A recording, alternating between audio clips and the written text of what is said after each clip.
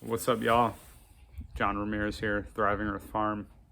Just wanted to make a quick video on the top 10 things I think you should invest in besides or instead of cryptocurrency.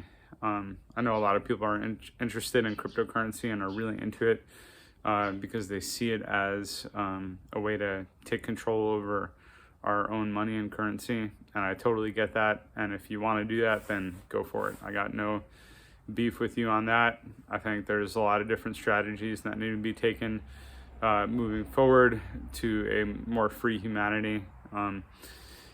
But the problem that I have with cryptocurrency and why I kind of never really got into it is because it very much is a fiat currency. And, you know, that's also why I never got into gold and silver. You know, that's also a fiat currency. A lot of people say that the only real currencies are currencies that are backed by something like gold or silver. But really, any type of currency that doesn't really have any real value for survival is just make-believe. And there's nothing wrong with that, you know? There's nothing wrong for us to have an object that says, hey, this is a contract for your energy. You know, you did this amount of work, so you get this money, and then with that money you can get a product that had a certain amount of work embodied in its energy, and it's just a way to keep track of, you know, the flowing energy and natural resources of the world. So it doesn't matter if it's you know, dollars or gold coins, silver, or, you know, cryptocurrency. All that being said, that, you know, what's happening with currencies around the world is the whole Federal Reserve System and a certain amount of debt attached to all the money in the world, and that is really bad. And the fact that the monetary institutions of the world are controlled by interests that, you know, are private and don't answer to the people. That's wrong. With cryptocurrency, you know, it's also a currency not based on anything real. It's just an agreement.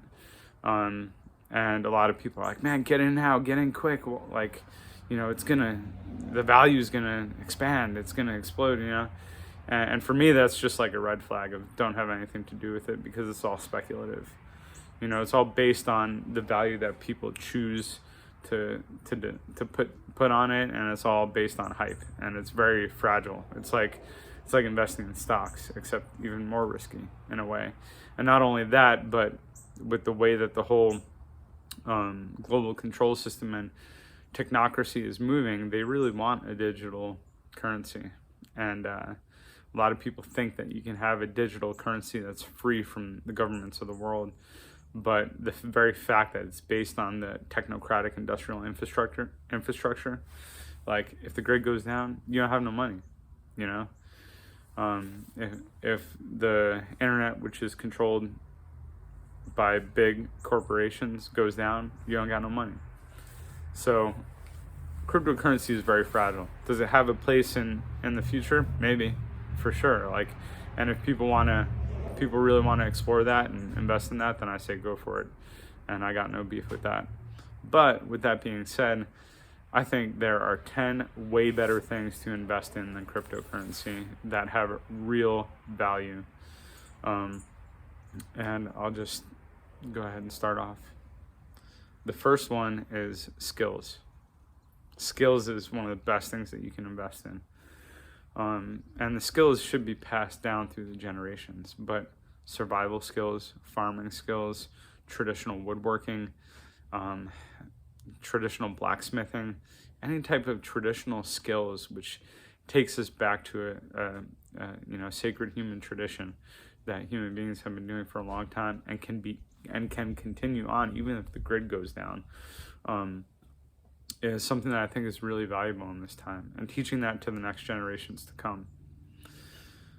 So skills, man, skills are so vital.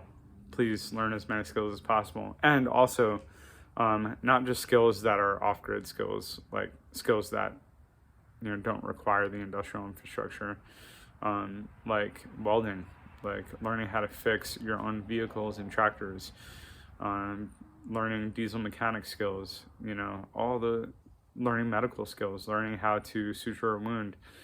Learn as many skills as possible, because, you know, we've grown up in a world where they sent us to school and they didn't teach us any skills. They taught us some math. They taught us, you know, some propagandized history, you know, and, you know, some of the stuff is valuable, but, you know, I never used the periodic table. Personally, I never used the periodic table. But what I do use is gardening knowledge and knowledge of trees and plants, hunting knowledge, knowledge for woodworking, knowledge for spiritual and emotional development. Those are the things, you know, that really have value. You know, all those life skills that aren't taught in school. So right now, one of the top 10 investments is skills. Next is tools. Right now is a good time to get as many self-sufficiency tools as you can possibly get. Obviously, the best ones are going to be ones that don't require electricity, don't require gasoline and diesel, and don't require the industrial infrastructure to fix or to operate. So an example is I have this corn sheller that is a hand crank corn sheller. It's got 2 slots, so you can set one for like a bigger ear of corn and set one for a smaller ear of corn. And it's from the late 1800s, and it still works, and it's in mint condition. And it takes shelling probably 20 bushels of corn, a simple and quick, easy. 100 bushels of corn. You could go to scale with this and human labor and be competitive, I think. Not against big monoculture farms, but in your own survival and subsistence. Those are the type of tools that we need. Another tool that I have is it's a grinding wheel that you sit on and you pedal. And you can grind tools down and get them sharp again. You can sharpen up knives. It has a water bath, and it doesn't require any electricity. And all those old type of tools, if you have the right knowledge and the right skills, that was number one, you can fix those without the industrial infrastructure. You can walk out into your forest, or you can mine the, you know, graveyard of a collapsing society and get all the things you need to fix those things. So having all the right tools, having your garden tools, having your root cellar set up, having those tools on hand now is a really smart move. And there's millions of other tools that I can think of that would be really good and essential to have, but, you know, tools. Skills, tools. Next one is land. Obviously, that's a big thing. If we want to get sustainable, if we want to thrive in coming future where you know, things might be scarce, governments might be aggressively totalitarian, and you want to live well and you don't want to succumb to the demands of the system, then you got to have land. Now, I know in the comments I'm going to get, well, they're going to tax the land and, you know, they could just take it away from me and blah, blah, blah. And yeah, that's true. And that's why we do have to do social, political, spiritual work to overcome those things. And there are things that you can do to make seizure of land, you know, less likely, and taxes less severe. But if you don't have land, then you're not really going to be able to survive. Some people think that they would just, you know, escape into the wilderness and, you know, just live off the land. And maybe some people will do that. But my guess is that most people with families and community are not going to run off into the woods and do that. They're going to try and, you know, hunker down and survive. So I think getting land is a really top investment right now. They're not making more of it. More of it is getting into the hands of the super wealthy, super elite, who are not going to do anything with it except sit on it and control it. So getting land so that you can actually be sustainable is a really important thing. What that land looks like is really important too. If you haven't already watched my video on top 5 or top 15 mistakes people make when buying a homestead property, watch that video so that you can know what type of land to get and what the main pitfalls are when people buy land. But land is super important because the more you have of it, the more of a resource you have to sustain yourself and to sustain your community. And that's what we need. We need to go back to the land and be as sustainable as possible. So land is the top investment. Tools, skills, land. The next one is community. That's a really good investment. What everyone realizes when they first get into homesteading and living off the land is that you can't do it all yourself. So you need to build community resilience where people work together and, cooperate and help each other out. Because otherwise there's no surviving. Human beings came together a long, long time ago in the very beginning because it was easier to survive together. And we actually needed it. We needed to have one another to survive and to raise children and to take care of one another. And we've really lost that in this sort of separatist, individualistic culture that we live in. Now, obviously, community can be hard. There are struggles with community, and a lot of people are like, community, that doesn't work. Humbug, And yeah, it's challenging for sure. And I don't want to downplay the challenge of that. But what's even more challenging is people living in isolated realities as the walls of a collapsing society close down in on you, and you have no support structure. So I would say community is pretty important. Next top 10 investment is genetics.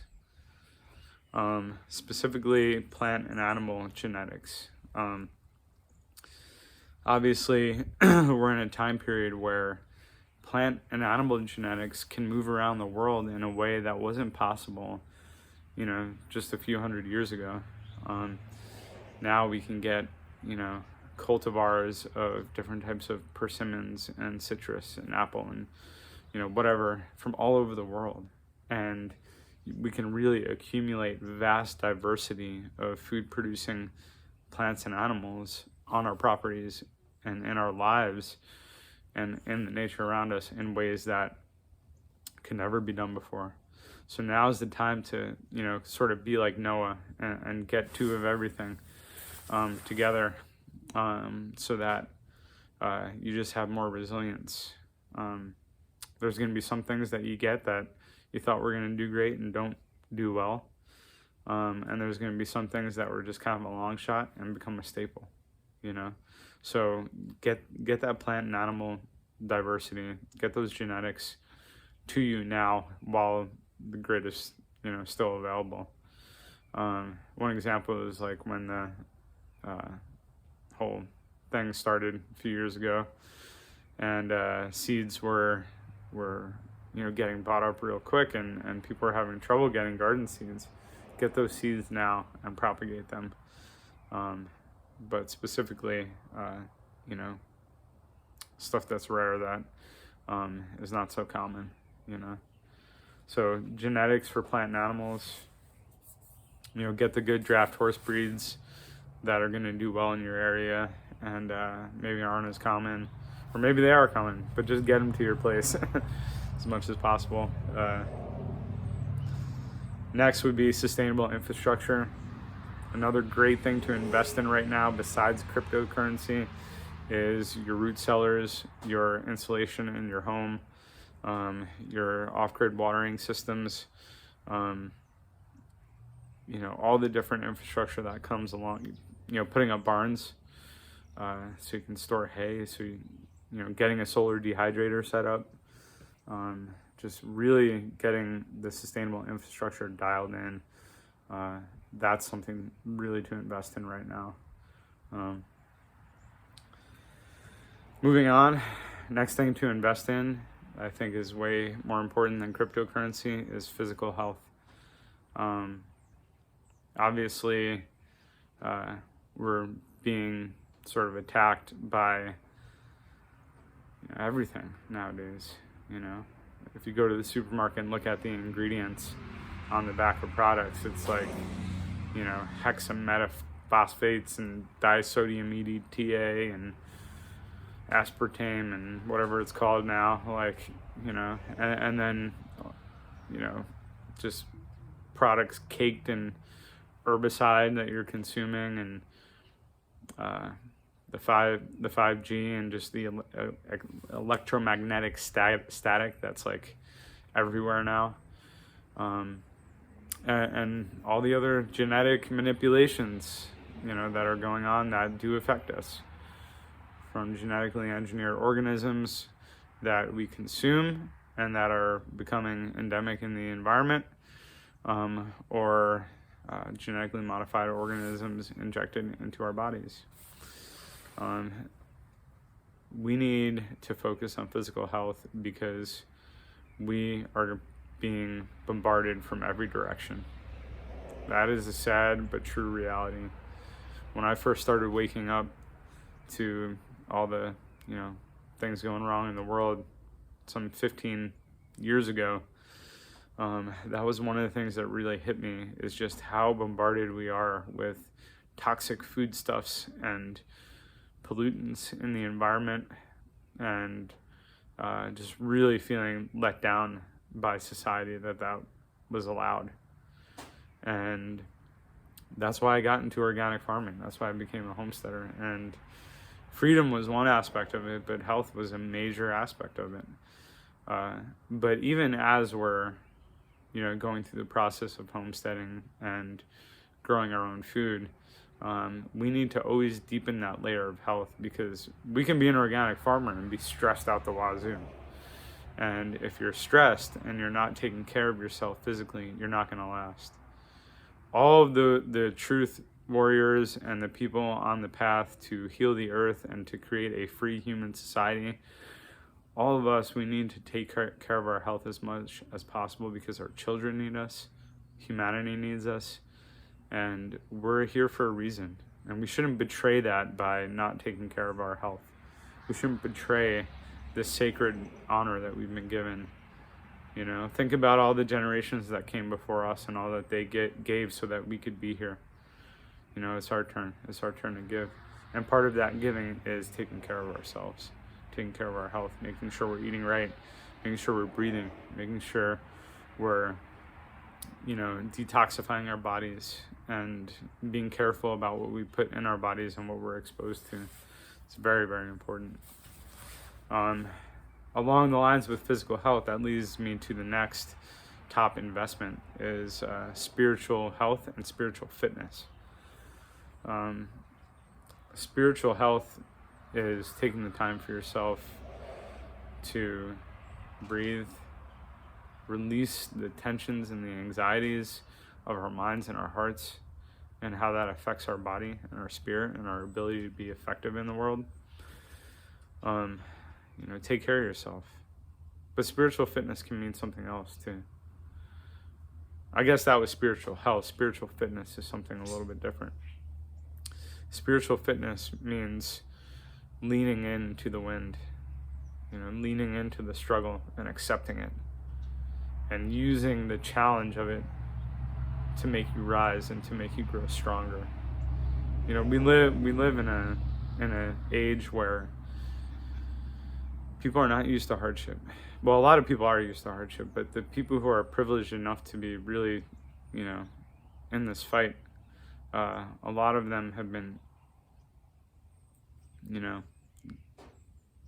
given a lot in their life and have become very entitled. And there's nothing wrong with being privileged. If you've been privileged enough to have something great in your life, that's great. I'm not dissing that.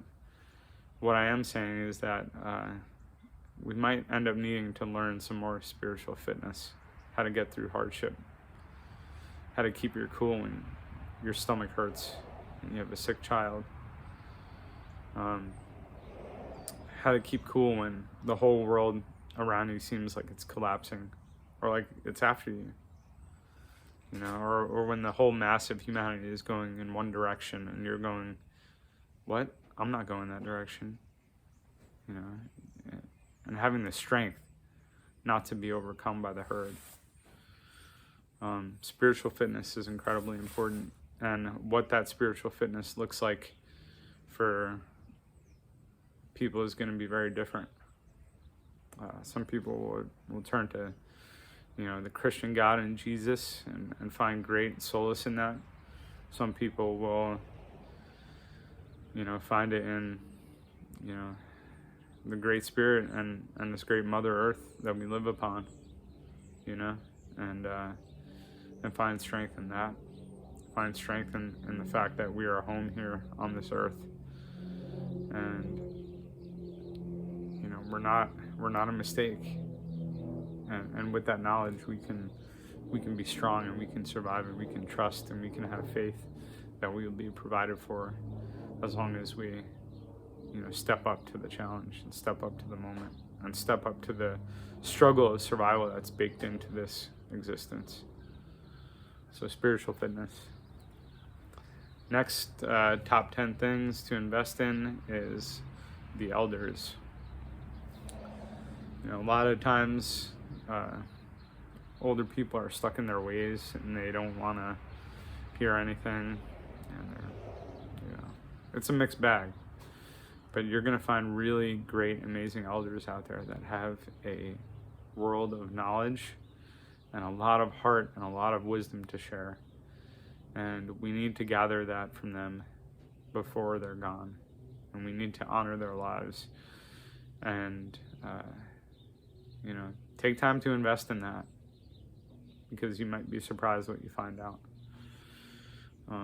They've given a lot for us to be here. And the least we can do is listen to them, and we can gain a lot from it. They might have knowledge of different skills that are being lost, on how to weave baskets, on how to, do a million other things, whatever, gather that knowledge, honor them. And the last top 10 investments, the last of the top 10 investments that I think is a better investment than cryptocurrency or Bitcoin or whatever, is investing in the future generations. This young generation that's coming up is coming up in one of the hardest realities that humanity has maybe faced in a really long time. Some people might think that's a way crazy overstatement, and if you disagree, then that's fine, you disagree. But never before in human history have kids been so disconnected from the sacred ancestral human traditions which feed our soul and support our lives than this generation coming up. A generation raised on screens, a generation living at a moment where humanity is confronted with a choice to step deeper into the world of control and technology, or to put a limit on it, and to reconnect with what was always here, that was calling our hearts, and that was calling our responsibilities. It's an incredibly challenging moment. And the children that are growing up now are confronted with that. Young kids, so many out there, they're just being raised by screens. And I'm guilty. My children watch, stuff on YouTube. But we try real hard to not go overboard with it, and have them also strongly connected to the earth, to community, to nature, and to the things that are really going to feed them. And make sure they don't become addicted to this technology to the point where they'll choose it over nature. They'll choose it over real life. Because that's the choice that's coming. Will humanity choose real life, or will they choose the virtual reality? That choice is coming, I promise. If another pandemic happens, and let's say it's way worse, let's say it's got a 60% fatality rate, whether it's real or perceived, or whether it's engineered, man-made, or natural, whatever. Let's say it comes. And let's say that the technocrats say, hey, living in the real world is too dangerous. All you have to do is plug into this machine and your avatar can live in the metaverse. And food can show up at your door. You can work in the metaverse. You can live in the metaverse. You don't have to go out into this scary, dangerous world. You know, no worries. That choice is coming. And it's already happening, you know, with all the technology and everything the way, how it's been going for years now. More and more working from the computer, living in the computer world, doing, you know, virtual this and virtual that. You know, less kids playing outside, more kids behind video games. The trend will continue, but now it's at a real crux. It's at a real point where we gotta make a decision. That is incredibly challenging for this younger generation. And if we want to give our children any hope of living a real human life and to being connected to what is real, then it's going to be really important for us to give them our time, our energy, and our attention, to teach them the skills, to show them community, to show them a possibility of what it looks like to live in a free humanity and a thriving earth. We gotta instill that vision in them and give them that opportunity, because otherwise they won't see it. I see a lot of young kids coming up in urban areas in the cities and stuff who just live in a virtual world 90% of the time, and they could care less. That's not everyone, thank God, you know, but there's a lot of people out there that are like that. Not just kids, adults too, that would much rather live in a virtual reality than in actual reality. So we got to invest in all those things. I think it's really important to think about what we want to give our time, our money, our human energy, our heart, and our spirit to right now in these times. And I think those top 10 investments I just shared with you are way better investments than cryptocurrency. You know, if people are really into cryptocurrency, go for it. Like I said, it's not a bash. But if you're going to do cryptocurrency, also do these other things for sure. If you're doing those other things, go ahead. Do all the crypto, whatever you want. Also consider a local currency. Consider, you know, some sort of local buck or dollar or something, or just bartering. If you're not producing things, then you can't barter. So really, that kind of goes back to these top 10 investments. All these top 10 investments are the things that are going to help you be a producer of life. You know, if you think about it too, like in human cultures, whether it be traditional farming cultures or indigenous hunter-gatherer horticulturist societies, pre-money, it wasn't about money. It was about surviving. And some of them survived very well. But it was through thousands of years of people working together and tending the land and, you know, planting trees that would be harvested 1,000 years later, you know, from the next generations, and having that sort of mindset. You know, that's another way to invest in the future generations, is setting up all these things so that those future generations can have something, you know. It's not just giving them time and energy now, it's giving the earth and the systems and everything energy now so that the coming generations can have something to work on and build with. Passing on our knowledge, passing on our mistakes, helping them grow beyond that. Anyways, I'm rambling now. Yeah, top 10 investments. Go for it.